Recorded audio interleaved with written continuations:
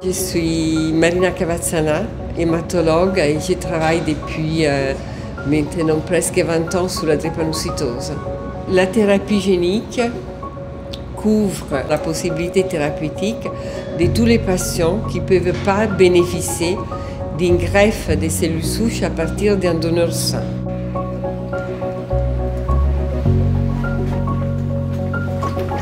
La thérapie génique consiste dans une série d'opérations autour du patient. Tout d'abord, le recueil de ces cellules souches malades. Les cellules souches, c'est la cellule qui donne origine à plus de 2 millions de globules rouges par jour. Et on soumet ces cellules à ce qu'on appelle des modifications génétiques qui essayent de ramener un gène qui ne fonctionne pas à l'état fonctionnel.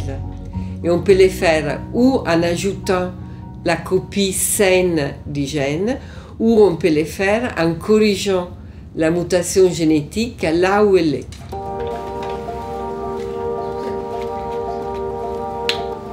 Aujourd'hui, on peut réaliser cette correction avec deux méthodes.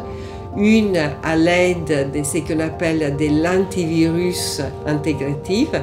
En réalité, c'est des virus qui sont dépourvus de toute la capacité de contaminer les cellules, mais ils sont capables de déposer dans les noyaux des cellules une nouvelle information génétique de façon stable. Il y a aujourd'hui d'autres moyens de corriger les cellules. On appelle ça les ciseaux moléculaires. Donc, on introduit à l'intérieur des cellules des outils capables de faire des coupures de l'ADN et sa réparation amène une modification génétique stable avec les conséquences qu'on souhaite.